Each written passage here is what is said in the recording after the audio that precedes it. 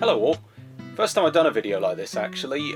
This is kind of a weird thing I rediscovered. It's a book I did, well it was actually the making of an old video. Ooh, I'm trying to think, 2011 or so? I could be completely wrong on that. It was basically me documenting the making of a YouTube poop called Meener Evil, which was an attempt at a more, well actually no, I have done story-driven videos in the past, but this one was done for a college project actually. Let's get on with the show and I'll show you what's inside, because it's better than looking at this rather bland cover. So let's take a look inside. So first page, yeah, this was just like a brief explaining what I was going to do and explaining what a YouTube poop was. I mean, if you're on this channel, you probably already know what that is, but for those who probably haven't, they're basically videos that splice together several different video sources and make them into fantastic works of art, essentially. You know, they could be story-driven, they can be just random nonsense. Yeah, all sorts of fun. So, yeah, it explains the sorts of animation techniques I was using: stop motion, GIFs, not GIFs, GIFs just sounds wrong, live action footage, green screen, blue screen, all this other stuff. And I mentioned influences such as Terry Gilliam, who did a lot of paper cutouts, so I was kind of comparing it to that. So it didn't seem like an unresearched piece of work. Yeah, it's mostly just talk about sources, but yeah, this isn't that exciting to look at. Also, since the video used a lot of Michael Rosen's footage, now Michael Rosen, you know, I use the guy a lot, but again, for those who probably don't know, he's a poet, and he did videos that were essentially live-action performances of him. With Michael's work, he intended this to be aimed mostly at children, but then lots of people of all ages really just started editing his clips to be less than family-friendly, but that was more fun. Time to recenter the book. So this was basically stating that he was okay with other people using his sources, but he tended not to watch the videos himself. And Roger Stockberger, but we don't really talk about him anymore. Idea generation notes. It was basically just a rough spider diagram highlighting things such as the plot, experimentation, usual stuff, mock DVD cover, what Zelda CDI is, because not a lot of people know. I probably should explain that as well. There's a video game series called The Legend of Zelda, and there are 3 games not produced by the main company, Nintendo, but instead on a console called the Philips CDI, which was made around 1993. It's essentially the black sheep of the Zelda series. 3 games: Link the Faces of Evil, Zelda the Wand of Gamelon, and Zelda's Adventure, though Zelda's Adventure is less used because that's in live action, and there's less funny material. It's mostly people just use the cutscenes because they're very unique in their animation style. They kind of look somewhat rotoscoped, yet not quite at the same time. I don't know, it's a very strange look, but that's what people like about it. And I think inside, early examples of unconventional video editing, surprising amount, well actually I think mostly 2, is something called the Nixon Attack Ever and Daffy Duck Goes to Hollywood. It was essentially Daffy Duck. I think his voice was kind of put over the top of unrelated clips to make fun of them. Yeah, stock footage dubbed over the line, motion pictures are your best entertainment to match its head movements. Plane crashing into an aircraft bunker, footage is reversed. Yeah, so basically early video editing. And also these 2 examples, Homer Badman and Cult Tunes, were about footage being taken out of context as well, like how in this episode Homer's voice is mixed around. Cult Tunes I never heard of actually. It was essentially Warner Brothers and Hanna-Barbera cartoons mashed together.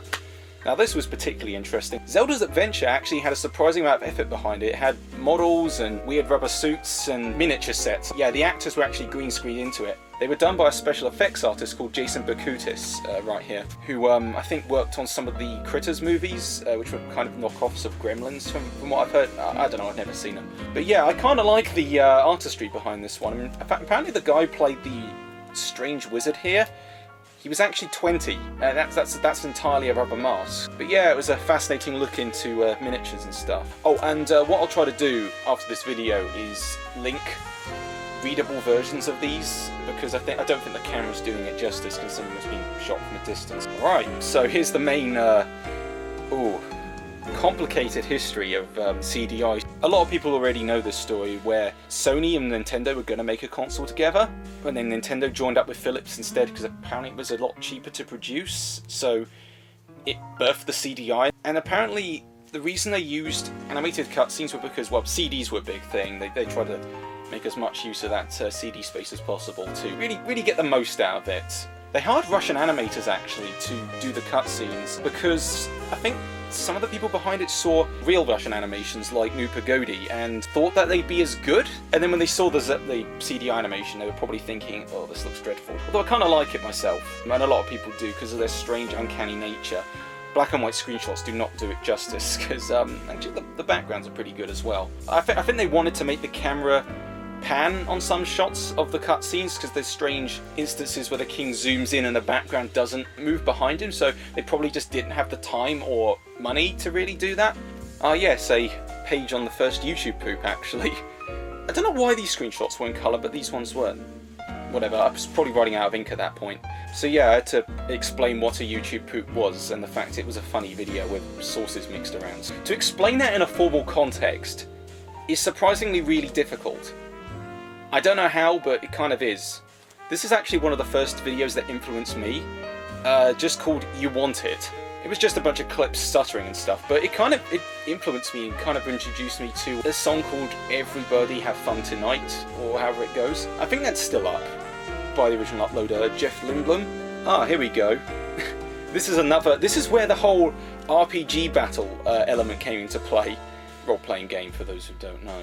Basically, characters take turns hitting each other and using spells and stuff. Yeah, so Guanum gets into a fight with a taco. Now, I don't think I personally knew the creator, Nintendo Brad. I talk to him on a more frequent basis now, but it was kind of bizarre because this video actually brought him back to my attention. I was like, wait, he has a new channel?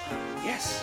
So yeah, this whole video inspired pretty much every one of my videos. So essentially it involved this wizard guy, Guanum, ripping his own head off and fighting a taco.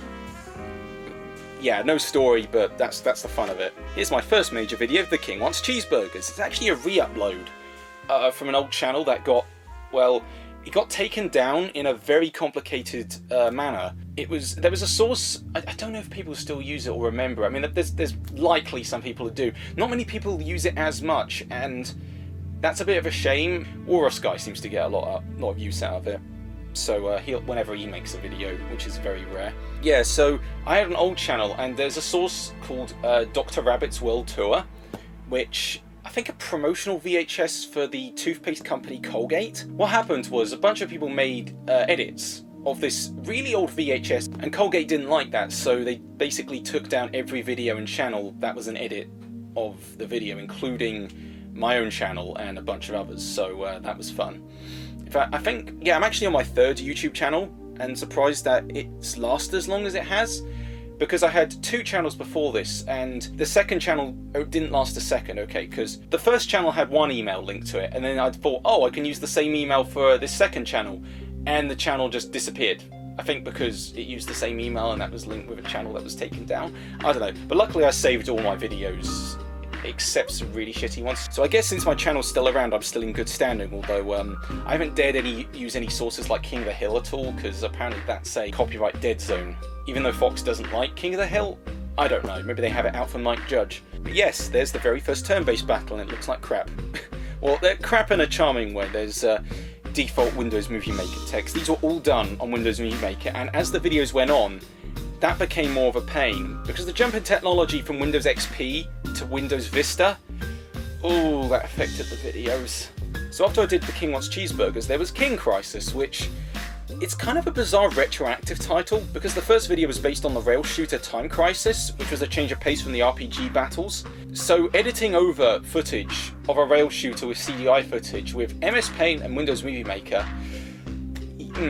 well, it hasn't aged very well. It looks stiff, there's frequent pauses, but we all had to start somewhere in editing. So I'm glad, and even here I had to use the Windows Movie Maker transition to make Zelda rotate on a wall in the most complicated shot, but I don't know. Actually no, the most complicated bit was this final fight, because I had to have the king run along, and he just kind of hopped in this bizarre manner, and but as I say, I don't want to remake any of these, because they're kind of a staple of where I came from, and you know, if I change that, I'm kind of implying that I was never flawless. I think it was King Crisis 2 where I started using Windows Vista, but I can't really remember, but all I know is with still images transitioning from video, the colour quality would change a lot because there was no screen cap button. So basically transitioning from video to still image where this poor man's head blows up, yeah, there's a slight colour dip where the image becomes orange. And I don't know why. Also on Vista you couldn't crop images, so you had to zoom into the corner, and it was really awkward. Ugh. No, that was the pain. Never again. I don't know anyone who uses Vista still, but that was an utter pain. There's also some really complicated stuff in this one too, like these platforming segments, where I found pictures of caves on Google Images and decided to have characters jump across them and switch puzzles. Kind of an interesting experiment, but I don't know. They kind of dragged out the video more than anything, and there was one instance where it actually switches back to Link, because he's the main character, so it makes sense for him to go into the cave. I don't know, I just thought that was a little funny. And there's a Jack Sparrow sprite, which I think was fan-made, and I don't think I credited it properly. I don't know, I wasn't as careful looking that sort of stuff up. Also, yes, I did use the same peanut butter jar from Nintendo Brad's video, so that was fun. And for some reason around this time, the Frosties kid was a big thing, so I put in Tony the Tiger, and this kid who appeared in this one ad long ago. Slight tangent here, but long ago, I can't remember before which film it was. I think it might have been Charlie and the Chocolate Factory, but the Frosties kid ad actually showed on the big screen before the film. I'm not even joking there. I don't know if it was that film, but that was just such a bizarre thing to remember just looking at this. Yeah, here's the page on Michael Rosen himself. The poet, the man, the legend. Surprisingly red in that video. I don't know why. He didn't look angry, but maybe he was just long day. I don't know. But yeah, no, I chose only the best screenshots for this particular showcase to explain who he was. On another slight tangent, here's my actual copy of We're Going on a Bear Hunt with my old signature. Don't know if that's visible properly, but yeah. I should get him to sign this if I can, and yeah, I will be doing a video on the animated version of this because I have some things to say about it. Oh yeah, that was not the first Michael Rosen video, but one of the first. Michael Rosen talks back to the voices in his head. The first one was I'm trying to remember the title. I think the first one was called YouTube Poop Recites a Story for the Kids. Yeah, YouTube Poop Recites a Bedtime Story for the Kids. That was it. Not enough people use that CBB source. I mean, it's not as varied as his new ones. Don't want to spend half the video rummaging for an old tape. Oh, hang on, the DVD version, hang on. I mean, these sources were pretty wonderful, but I kind of wish I dug up this earlier source for this video because, well, actually, this is a DVD rip of a VHS called Rosen's Poetry Attic, and my brother helpfully made this case where put this magnificent spine on it, and this yeah, let's move on. And well, actually, the DVD itself has nothing to say, but yeah. But no, so he'd been doing videos before the ones that appeared online. It was interesting to see the different sorts of media he covered, and people are still trying to find different sources. There's one lost one called Everybody Here, where only the intro exists, and I asked the guy who uploaded it himself, and he said he only got the intro because he just buys these tapes from different people who sell them to him, so that's a bit of a shame. So I'm hoping someday someone digs up that source fully, because the one screenshot that exists, yeah, that's got to be seen in motion. Just wow. Ah, Mark Sabine. Not enough people seem to use him nowadays. He's essentially a teacher, I think, at Nottingham University, and he just I don't know, he's just as strange, if not more so, than Michael, because it's the way he enunciates certain words and describes them. I mean, how do you match the word orange to butt in such a way? And describe marmalade as sexy? It's like, no one else can do that. And his three big videos are called Marmalade, Vindaloo, and I didn't list Fetish, but it's just, all three of those are a goldmine. A user called DylanCliff111 who made videos about him actually messaged him asking if it was alright to make videos about him, and Mark said it was fine, so that's where I evidenced his approval. No one really seems to use Roger Stockburger anymore because, I don't know, I think the fact that his whole business model, okay, basically, he was a guy that he's on a service called Fiverr, and you'd pay him $5 to make him say whatever you wanted, and even though his rules stated that he can't use any profanities, there were videos out there with him saying, well, what the fuck? But yeah, no, I think he became actually a bit too self-aware. Like, I think Michael and Mark Sabine are in that safe area where they're just trying to be entertaining because they want to be, but I think with Rog, he just wants money out of it. I mean, you know, that he's on a site called Fiverr, you know, what else? I mean, there's some little amusing sources where he mentions Michael and the Chuckle Brothers, you know, plum race. But yeah, after a while it just sort of got, it got a bit self-indulgent, but I don't know. Early Rog sources, kind of funny. Oh yes, and on to the main event. The actual video that this book is supposed to be about. The last few pages were nothing but backstory. Anyway, so I actually storyboarded a YouTube poop. This isn't the first time, because, yeah, with storyboards, they're always going to look different from the final thing, but it gives a vague idea of what it was, and I should have probably used actual storyboard sheets, but, you know, we had to make it journal-sized. So I did this. Yeah, it was essentially laying out the scene where I tried to give backstory to these characters that had none, showing that the King and Zelda actually did stuff before going to Hyrule and moving in. It was weird, but I just thought, hey, you know, it's a video that's mostly comedy weirdness. You know, I could put it in. Yeah, it just seemed like a fun idea, really. And making Gwonum this sort of hippie house salesman. I mean, it looks like he hasn't shaved that beard in 60 years, so, you know, what else? So yeah, it just kind of goes on like this. Again, I didn't have time to draw faces because, of course, they're just rough outlines and stuff. It's kind of where, I think in the final video, actually, I played about a lot with focus blur and stuff. Not focus blur, Gaussian blur, to kind of separate the backgrounds from the foregrounds, and I like that effect. In fact, I used it in a new animation that hopefully should probably be out after this video, because I'm saving that for an event where it'll be screened publicly and then it'll go online. No need to go over every single board, because there's a lot. I'll link the... Oh yeah, there's Mark Sabine with his magnificent glasses. Oh god, that king is minimalist. It actually seems shorter when it's broken down in storyboards, so I'm not showing half the pages. You can see them in JPEG quality below if I remember to put them there. I can't scan these in because these are just too big.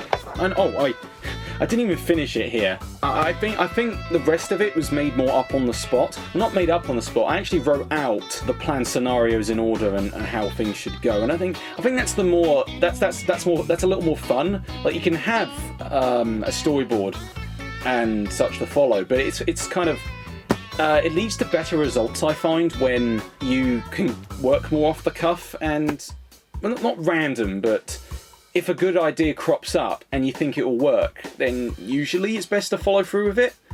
I mean, that's how most of my videos have been, a lot of other people's, so if it's worked for anyone else, then yeah, it should work for me as well. And it did, hopefully. Also, the scene where King Crunchy Munchy, name I made up, but the character I didn't make up, was from this game. Only the brave can rescue the kidnapped princess. This box isn't official, it's actually a printed box I got as a gift from gift from my brother, next to I Am Mean, actually. Yeah, it's lovely. I mean, look at that spine. And the back too, which I can't remember what YouTube poop that was from. It's that wizard which I sadly didn't use. Also, there's a note saying, "You suck, happy birthday, you creepy boy." It's a source that's surprisingly even more obscure than the CDI games, but it shares similarities considering it's a game with cartoon animation, a king, a wizard, a knight, and a princess. Oh yeah, and the addition of a duck and a rapping servant boy, who's really irritating. Gripping interactive adventure game with laughs all the way and a twist at the end. Except you can't see the ending. I'm dead serious here. The game is not properly optimised for computers because there's a certain stage where you actually can't pass it, but I have seen bits of the ending on the CD, but it's not stored as MP4 files or WMVs. They're stored as image files, so I can't open them. I can look at them, but I just can't... I can't comprehend how this is programmed. And also, we actually bought this for £1.50 on Amazon, I think, but since then, no copies I don't think have showed up. So if anyone has completed this game, please let me know, because I want to know what the ending is. I want to see, because people have only ever seen the intro and middle cutscenes, what little there are. Hang on, because on the inside here, I mean, this manual's fantastic. The fact the wizard uses his moustache as hands, because he's too lazy to get him out of his jacket, and the fact that the duck, I think, has been sliced in the middle. This guy's really creepy. He is no Link. Essentially, you're just trying to complete puzzles, but there's this one puzzle which, I mean, that one's pretty hard already, And I think, yeah, this one. Yeah, this one's almost impossible because you're trying to race down a river, but you will keep crashing and crashing and crashing if your system's speed is not quite right. And even on Windows 98, it's near impossible. And I just want to see what this Kazan the Knights minigame is, because that's the last one. After that, it's the ending, and I want to know what the hell happens. So yeah, I decided to use the King character in a shot where he bursts out of the fridge. So then he and King Harkinian have a fight, and he never shows up again. Though he may do in a future video. I don't know. Oh, this is a weird 2-in-1 page. There's a little sketch of the setup at the. I actually set this up at a gallery, and it played. This video, which ended up being 40 minutes, played in a public gallery next to other people's exhibits. I mean, they weren't all art and stuff. There was mostly people making dresses. There were people displaying photographs and mock DVD covers and stuff. It was pretty fun. I have some photos around, although I'd have to dig those up as well. Yeah, I mentioned Gmod as a comparison of the sort of sense of humour I'm trying to get at as well. Wow, Gary's mod. It's like, I'm surprised that thing's Mac compatible, though. I tried doing a whole video in Gmod, but it didn't quite work, so I only used it partially in a future video. I didn't use it here because this Meener Evil was still made on Moviemaker, which that was not a good decision. I used Premiere partially, but it was an older version, and I didn't quite get on with it. I only used it for a couple of green screen scenes, but mostly it was just Windows 7 Moviemaker, which is a lot better than Vista, but it was still very crash prone and anyway, I don't know why I'm rambling about this now, because there's probably a page later that explains it better. So yeah, there's more Gmod describing X-ray bone shattering and Gmod idiot box. I also briefly mentioned how my own dad has animations on a VHS and my brother transferred them. I don't know if they're still up. I'll have to relink it. We have the original tape somewhere. He would do these animations on an Amiga, mostly for games, and that was actually my first console I played on. I think the first video game I ever tried on an Amiga was Rick Dangerous 2, actually. I was terrible at it, but it was an experience. That and Hercules on PS1 at a creche somewhere. It was like Safeways. I don't know. I also bought a Mr. Bean tape there. Anyway, it was nice to have all this stuff archived, considering that to use an actual Amiga, for me at least, was a pain. You had to insert one disc and then another and then do something to turn the display upside down. I don't know. Yeah, he also did things for ads like Bird's Eye. I think these were distributed on floppy disks and given to people. I don't know if these actually made it publicly. This whole thing is very similar to Photoshop layers, where this strange looking tree here in the foreground was a separate image and then layered on top of one another, and a sprite sheet, face changes, arms that move back and forth. Basically comparing the CDI animation I was doing to sprites, because it was partially stuff animated by me, but also stuff that was just edited from the original CDI sprites. It should have been half the work, and I wasn't expecting it to be as tricky as it was, but I was willing to put in the effort to make it as good as possible, regarding the limitations of Moviemaker.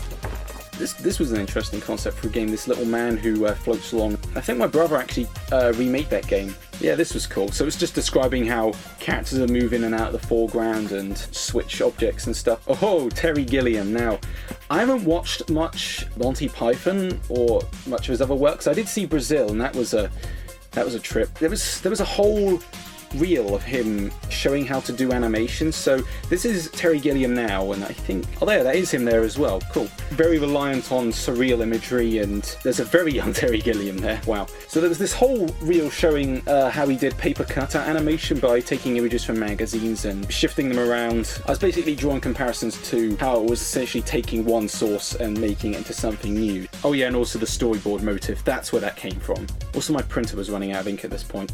This page is about Carol Zeman. Carol? Oh yeah, it was photography and video that mixed in real people and 2D backgrounds. In fact, that's actually probably a lot more cost efficient to do rather than building a fully big set. Yeah, if I ever did a live action thing like that and it was slightly strange and surreal, then yeah, I'd credit this guy as one of my sources. There wasn't actually any stop motion in Meener Evil. Yeah, I had to mention Willis O'Brien and of course Ray Harryhausen as influences. I think it was mostly down to, again, just drawing comparisons of layering. I mean, I don't know what film this shot was from, but it also shows how layering was used to achieve certain shots with stop motion creatures in the background. Oh yes, Henry Selick. I'm sure we did the stop motion for Fantastic Mr. Fox. If not, my research was completely off. Probably my favourite Roald Dahl adaptation, actually. Actually, I need to give Coraline another look. I didn't realise that was like Moviemaker's first film. Yeah, they just keep getting better and better with each film. I've not seen Box Trolls yet, and bizarrely, that's the only one on Netflix. I don't know why, but I don't know, I'll give that one a shot. It's the only one I've not seen yet. Also watch Kubo, because that's a masterpiece. Wow, a lot of stop-motion animators here. Nick Park. Yeah, and his very, very first film, actually, way before Wallace and Gromit. Yeah, Walter Goes Fishing. Yeah, Walter White Goes Fishing for blue crystals. Yeah, in all seriousness, this was, you know, shows his start before he became the inspiration he was today. I just had to mention Harry Partridge as well. He's just, the amount of effort that guy puts in, absolutely astounding. I mean, every one of these animators does, but good lord, the fact he still makes, well, not frequent animations because they take a while, but just the quality of them really shows the time put in. Starbarians in particular is very good, although incredibly crude. It's this mixture of visual humour and crudity that just gives a unique flavour to them. See, there's some Lego animations by Michael Gondry, but no, these were pretty cool. The amount of bricks required to make that would be impossible. I'm not quite sure why I mentioned it though. I think it was just describing bits where characters run upstairs as being quite fluid. A Scanner Darkly was a weird film. I'm still not sure what to make of it, even though it's been, I mean, it stuck with me, but I don't know if I fully like it or not. I mean, it's yeah, because this was all to describe rotoscoping, a technique which I actually did use in Meener Evil. The reason, I mean, it's impressive, but it's the fact that it's just humans traced over the top. I think it's to match the surreal nature of the film, but at the same time makes me wonder, why didn't they just film it in live action? I mean, I know the animation was there to make it stand out, but at the same time, basically every line is drawn accurately. It's not like other rotoscoping where they take liberties with the character shapes and just use the human actors as a reference. I mean, it impressed me, but at the same time I was just thinking, why is it rotoscoped? And here's Jordan Mechner, the creator of Prince of Persia, who I think still makes games, but this was the sort of rotoscoping I was trying to get at with the animation, because I would suggest a Scanner Darkly to watch, and then I did, and then I was like, yeah, well, that was good, but it's not quite what I'm looking for. And it was more movement animation I was looking for, if anything. It's mostly because I can't draw walk cycles properly, so I need a human subject. In fact, characters picking up objects and weird stuff like that. But yeah, the whole work that went into the first Prince of Persia was pretty staggering, actually. In Karateka, where it had like a weird... I had a weird ending where like some lady kicks you over. I'm not quite sure. I never knew they did a Mortal Kombat making of video. I mean, with no words at all, they just show everything. The fact the impossible moves were all done on a set of stairs and how they were directed to do certain moves, it was pretty fascinating actually. I like how early MK looks, even though I'm terrible at playing it. Ralph Bakshi's work is also strange as hell, but worth mentioning as well. I love strange things, and I mean, there's like certain limits of strange I won't touch, but I like how they look. Ralph's films always have this sketchy griminess to it, but you can tell a lot of work was put into the motion of the characters. I don't think Fritz the Cat was rotoscoped. I know his other films mostly were. I still need to see more of his films, like Wizards and such. Oh yeah, here we go. I don't know if I still have any of this footage around. Okay. This was, I shot some video sequences of me doing some clips for the rotoscoping in the classroom, where it was only for about 4 scenes actually. One is where Link lands with a sword, so there's me jumping and landing, because I had to get a very specific pose. I couldn't just look up man crouched on floor, because that just wouldn't give me the right look. It was a reference to No More Heroes, where in the opening sequence Travis Touchdown cuts a guy's head off. Then there was also the running, which was more like weird stamping, but it worked. And I probably should have tied up my shoelaces. I don't know what was wrong with me. That was fun as well. I had to draw a cape over the jeans. Oh, and one of the most complicated shots, actually. This was, I don't know if I should have done this way, because I couldn't take a tripod into the college, because I just didn't have it on me. I don't know. I didn't even have a tripod, I don't think. So what I did, I had an old crappy camera phone, and I basically hit record, stuck the camera in my mouth, and then picked up an object and moved it towards the lens. I mean, it achieved the same effect. It was for when Gwyneth was picking up this file, but I had to actually cut down the amount of fingers, because when I was trying to draw over the fingers, they looked sort of weird and alien when I tried to do it accurately, so I did it inaccurately. and it made it look better. I don't know how that worked. There's also the king kicking King Crunchy Munchy out of the window. That, and I was just explaining how the Photoshop layers work. This, I probably could have done it more efficiently, but if I was doing it now, those would have just been PNG images. This was several flat layers compiled together on Moviemaker, and that's just not the way to do it. I only do these sorts of motions if it gets a good laugh out of people, or if it's particularly fun to do, which thankfully these kind of were, although Moviemaker held that back a little. Oh yeah, CDI and blue screen. I use Premiere Elements mostly as the Creative Cloud version. Apparently it's kind of on the unstable side, or at least according to some people I know, and it will just crash frequently. I mean, my one crashes occasionally. I mean, what software doesn't usually? I mean, there is stable software out there, but I'd rather have something that doesn't crash every other moment when trying to make a video. No, for these, the blue screening was mostly done with still photo backgrounds, and I was explaining how I don't think I ever used that map shot. I mean, you wouldn't be able to chroma key that properly anyway because of the sky in the background. I was comparing it to IT Vader's rather excellent videos, but no, he puts a lot of effort into the syntax mixing and stuff, which probably get onto that if there's a page describing that. So here's a page on Oliver Postgate, and actually in the town near me, there's a museum which houses some of the original puppets from Bagpuss. But what's really weird about this museum is it's one tiny room full of all these objects, and here's a tinier segment in the same room with puppets from Clangers, Pogles, and Noggin the Nog and Ivor the Engine, and the rest of the museum is all Rupert Bear stuff. What's funny is that they show a timeline of Rupert Bear, and it stops at this really awful looking CG version where he's got this gormless face. I don't give a toss about Rupert the Bear or anything at all. It's when I only came here to see the Bagpuss stuff for research purposes, so that was a shame. But no, it was nice to see actual models and 2D paper cutouts where you could see the mouth on Noggin the Nog. Orange paint splatting. I think originally I was going to have paint splats covering the screen when a character got hit, but I don't think I knew much about chroma keying back then to really use it, so now I just have all these pages covered in orange paint for no good reason, but it's just there to waste space, make the book feel bigger. Like, I mean, I'm glad I still contain them, but I doubt I have any use for them. Ah, now this is a distinct page. Okay, so our college actually went to a trip to Brighton.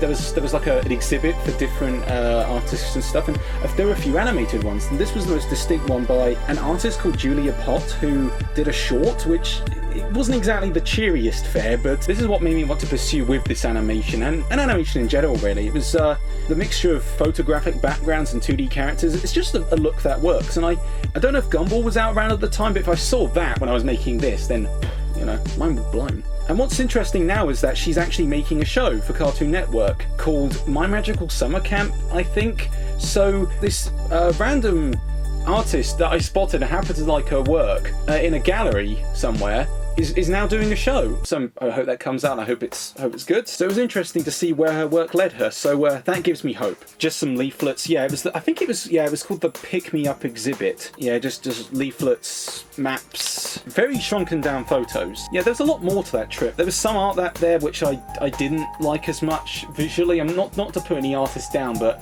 there was one there which looked a bit like, what was that Cartoon Network show that no one liked? Oh yeah, Problem Solvers. It was like that, but the colour scheme was more dulled down. So yeah, I don't know if it was the same artist or not, but I just didn't find that sort of art appealing myself. Sorry. Alright, back to CDI. So this is why I started using CDI GIFs, mostly because I did not want to go through every single clip and clip around it when there was a better solution out there. I still use these GIFs now, but what's weird is that there's a slight white outline around them, which I can't get rid of. Otherwise it gets rid of the character's whites of the eyes, and I was just thinking, well, and it's either get rid of the entire background but leave a little white, or get rid of every bit of white but leave like a blank void where the eyes should be. So here's Morshu looking rather angry, and I was just describing how I'd edit certain layers. This is how I put the glasses on. So I was just showing how I edited the pixels up close, such as getting rid of the goblet from the king's hand, or getting rid of his finger when he's pointing. I kind of just want to put up a GIF up there at some point for people to use where he just has his fist up, or is giving the finger. I mean, there's probably somebody out there who's done it already. I know there's the Morshu middle finger picture, which got me into trouble at secondary school, but let's not talk about that. Using Audacity to sentence mix was a mistake. That's why it sounds so choppy and weird. I don't mind Audacity for adding effects to already existing audio tracks. To edit actual audio together with it, not recommended, because It's something to do with the way it chops certain bits together. That's why certain words like intuition sound so bad. It was easier to sentence mix Michael rather than the CGI characters, because I actually went to the effort of chopping every single individual word out of the CGI dialogue. So now I have an entire audio library full of words such as dinner and for, so then I can sort through them and splice them together at will without having to look through the whole clips. I only wish I could do this with Michael's videos, but considering there's so many, there's no chance, but luckily we have transcripts. I had to actually dial back the animation for when the king was wearing a work shirt, so this was apparently the king in 1993. He was an office worker or something. So here, I just drew the shirt once and only moved the head because since it was taking so long, I thought, nah, this scene's not going to be very long, I'll just rely on the same pose. Which I think helped me in the long run, but at the same time, I kind of wish I did more of it. I probably could in a follow-up maybe, wink wink. I think some comments really liked 1993 Zelda. I don't know why. I actually got her fashion sense from the Fresh Prince of Bel-Air, of all things. So yeah, the addition of a pigtail. Although Link is still wearing the same clothing, and the fact there's just a box of hats. I don't know where I came up with that idea, but people seem to like that prologue. And this is my dad's car, which I used for certain shots in the intro. So the king has had this car for several years at this point. Of course I had to edit the license plate, but this head bobbing scene was... well, it was meant to look sort of horrendous, but the fact that the frame changed entirely and I couldn't zoom videos in like I can now, that was a little disappointing, but I kept it in because I was low on time and I had to put it in. It was either that or nothing. And here's the blighter itself, Windows Movie Maker. So yeah, basically tons of folders, tons of clips, and a lot of pain. Especially when the project decides to crash on you halfway through. Brrr. I can't believe I gave Windows 7 Movie Maker and XP Movie Maker its own different pages. Windows 7 Movie Maker was better at handling high definition footage, but not so good at cutting clips, which led to a lot of problems. So I had to downgrade some clips in some regards, and then reinsert them into the old Movie Maker to make them work. Old Movie Maker, I think, only accepts WMV, not MP4, so anything in MP4 I had to convert to WMV, which is why there's a quality difference of a sort. Also, with all of Michael's clips, I would have chroma keyed them to put in a different background, but due to time constraints and such, yeah, it just wasn't possible. So yeah, it was a lot of moving and dropping and keeping an eye on where certain words were, what poems they were from, because people had actually written up transcripts of the Rosen poems, or at least some of them, and those were majorly helpful, though still a bit of a pain to find. Words such as Meener were easy because it was just the words may and or, but there were more complicated ones which just didn't sound right, and I wish I kind of added subtitles. I still haven't. And for the backgrounds, instead of just searching Google Images for hours and hours, I decided to just go out and take my own, which was relatively easy, though a lot of these never ended up in the final thing. I think only a small amount, but it's better to have more photos than less if you're stuck on a certain scene. If I can recover the high quality versions of these, maybe they'll come in a future video. More town photos that weren't in the final thing. I was actually really proud when I blended in a poster that I made in with the real photos, so that was fun to do. I don't know why I decided to make Gamelon this broken down shithole of a town, but I just thought, well, no one really uses it in many videos, and I just thought, wouldn't it be funny if they travel out of Hyrule, and essentially it was just a big road trip. I just thought it'd be funny if the characters travelled from Hyrule, which was more well off, to this more desolate area in a sense. But the funny thing is I took photos from much nicer places, and given the weird twisted characters I put in, I mean the king is already sort of scary, but the side characters from the Wand of Gamelon game, they're just weird. I mean there's some from Korodai as well, but of course, you know, it doesn't really matter here. I don't know why I made the dragon lady a coke addict as well. My headspace probably wasn't correct at the time. Oh yeah, now this was the main reason I went to this town. It was mostly because my dad shot a film here using these tunnels, which are actually under a pier. If you keep moving towards them, it looks like a never-ending corridor of sorts, so I thought, why not make it this weird, trippy maze that Meener traps the good guys in? Another excuse for the video to be made was the fact that I never actually touched the Iron Meen source that much before, so I thought, why not? You know, he's a weird, wacky, and somewhat threatening character, and he's animated by the people who made the CDI games. In fact, my brother also printed a copy of Iron Meen, although this is freeware, so that's legal. But yeah, it was pretty neat to shoot where another film had previously been done many years before. Considering it's a labyrinth and Meen never stops talking about labyrinths, yeah, made sense. This page also goes on about the photo background, so here are the originals, and for comparison, Here are the edits, though I think ones like that I didn't end up using. I think Danger entering Gamelon kind of sums the whole situation up. And there's the shots with the characters in front, and surprisingly after that page, that's it. You know, I just sum it up with a conclusion.